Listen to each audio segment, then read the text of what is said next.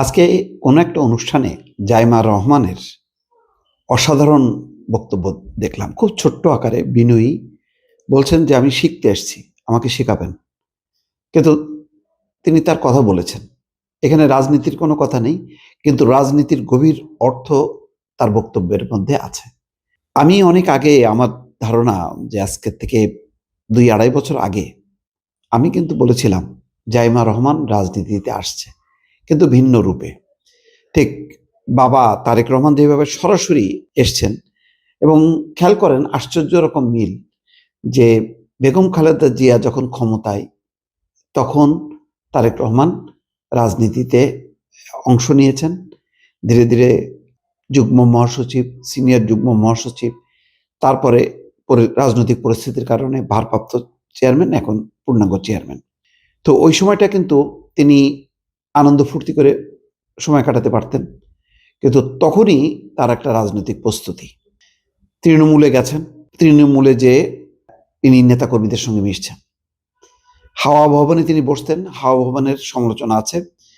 সম্ভবত তার টিম একেবারে মানে পারফেক্ট ছিল এটা বলা যাবে না। টিমের কারণে কিছু বদনামের ভাগী হয়েছে, আর আমাদের রাজনীতিকরাও সেটাকে ত্বরান্বিত করেছে। তারা কাজে অকাজে যে সেখানে বসে থাকতো, এবং তখন এই যে বসে থাকতো, দেখা করত, অথবা অনেকে দেখা করতে পারতেন না, এগুলো নিয়ে একটা মিশ্র আলোচনা সমালোচকদের মধ্যে তিনি পড়েছিলেন। তারপরে সেই সমালোচনাগুলো কাটিয়ে কিন্তু গত 15-17 বছরে কঠিন পরিশ্রমের মধ্য দিয়ে বলা যায় যে অনেকটা বিচ্ছিন্ন হয়েও তিনি যেভাবে নিজেকে গড়ে তুলেছেন, অনেকে বলতো যে তারেক রহমান সেই তারেক রহমান নেই। আমার একটু খটকা লাগতো আর কি, যে আসলে কি তাই? তো তারপরে সেটা পরিষ্কার হয়েছে। যাই হোক, সেই আলোচনাটা আপনারা এখন আর বলা নতুন করে উচিত হবে না, এই কারণে যে এখন তিনি একটা দলের পূর্ণাঙ্গ চেয়ারম্যান হয়ে দায়িত্ব পালন শুরু করেছেন। সাথে সাথে দেখেন তিনি তার পরিবারকেও উঠে আনছে। জাইমা রহমান, এমনকি জোবায়দা রহমানও কিন্তু নেপথ্যের কারিগর।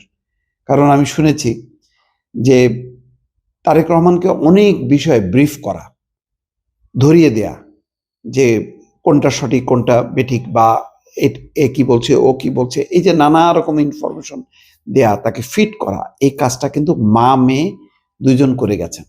কিন্তু জোবায়দা রহমান এখনো আড়ালেই আছেন, জাইমা রহমান কিন্তু এগিয়ে এসছেন এবং কয়েকটা কর্মসূচিতে, সিম্বলিক কর্মসূচিতে, যেমন আমেরিকাতে, ইতালিতে অংশ নিয়েছেন। এখানেও দেখেন যেখানে জয়শঙ্করকে পরিচয় করে দিচ্ছে তার মেয়েকে, সমস্ত উপস্থিতির মধ্যে মেয়ে আছে, মা চুপচাপ, মেয়ে কিন্তু বেশ অ্যাক্টিভ।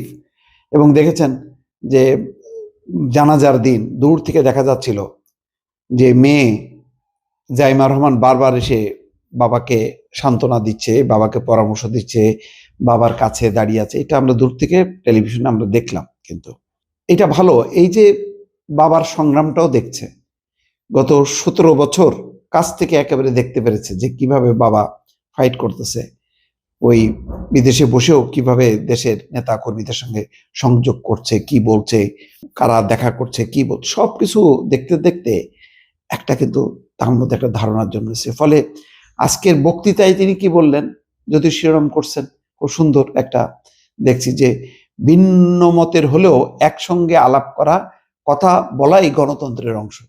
এ কথাটাই আমরা বলি। এই যে ছোট্ট জাইমা রহমান কিন্তু এখন সেটা বলছেন। এখন ছোট্ট বলা যাবে না, যেহেতু ডায়াসে এসে, কিন্তু আমাদের বয়সের তুলনায় তো সেটা বলবোই আমরা স্বাভাবিকভাবে, যে আমাদেরকে তো আঙ্কেলই বলবে, তাই না?